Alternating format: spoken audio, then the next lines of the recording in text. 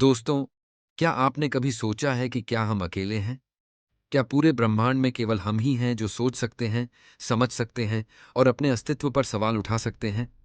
क्या होगा अगर आपको यह बताया जाए कि हम अकेले नहीं हैं? क्या होगा अगर हमारे पास अब हमें देखे जाने वाले जीवन के संकेत हों? मैं आपको आज ऐसी खबर देने जा रहा हूं जो आपको पूरी तरह हैरान कर देगी, और वह है एक ग्रह की खोज जो जिंदगी के लिए एकदम सही हो सकता है। क्या आप तैयार हैं? तो सुनिए, LHS 1140b नाम का एक नया ग्रह नासा के जेम्स वेब स्पेस टेलीस्कोप ने खोजा है, और यह हमारे ब्रह्मांड के सबसे दिलचस्प ग्रहों में से एक बन सकता है। LHS 1140b केवल 40 प्रकाश वर्ष दूर है, यानी यह हमारी कुहासा के अंदर हमारे सबसे नजदीकी पड़ोसियों में से एक है। यह ग्रह रेड ड्वार्फ तारे के चारों ओर घूम रहा है, जिसका नाम है LHS 1140। अब आप सोचेंगे कि रेड ड्वार्फ तारे क्या होते हैं, तो बता दूं, ये हमारे सूरज से काफी छोटे, ठंडे और धुंधले होते हैं। लेकिन एक दिलचस्प बात यह है कि पूरे ब्रह्मांड में 70% से ज्यादा तारे यही होते हैं।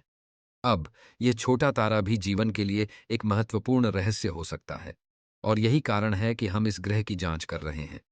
यह ग्रह अपने तारे के हैबिटेबल जोन में स्थित है, यानी उस क्षेत्र में जहां पानी, जो जीवन के लिए सबसे महत्वपूर्ण घटक है, तरल रूप में मौजूद हो सकता है। और दोस्तों, यही वह बिंदु है जहां गति शुरू होती है। LHS 1140 ब एक पत्थरीला ग्रह है जो आकार में पृथ्वी के समान है।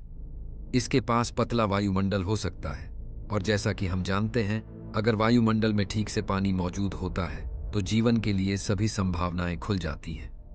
इस ग्रह का तापमान, उसकी स्थिति और उस पर होने वाली जलवायु, ये सब कुछ जीवन की संभावना पर निर्भर करते हैं। लेकिन जानिए, ये वही परिस्थितियां हैं जिनके बारे में हम हमेशा सोचते हैं जब हम यह सोचते हैं कि कहीं कोई जीवन हमारे जैसे विकसित हो सकता है।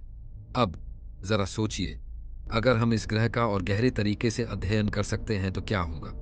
और इस सवाल का जवाब है James Webb space telescope, JWST। यह एक ऐसी टेक्नोलॉजी है जो अब तक की सबसे उन्नत और शक्तिशाली है।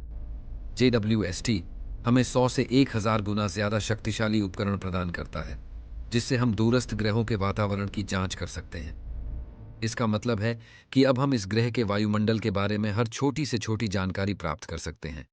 पानी के वाष्प, मीथेन, कार्बन डाइऑक्साइड और ऑक्सीजन, वे सभी रासायनिक तत्व जिनके बिना जीवन की कल्पना नहीं की जा सकती।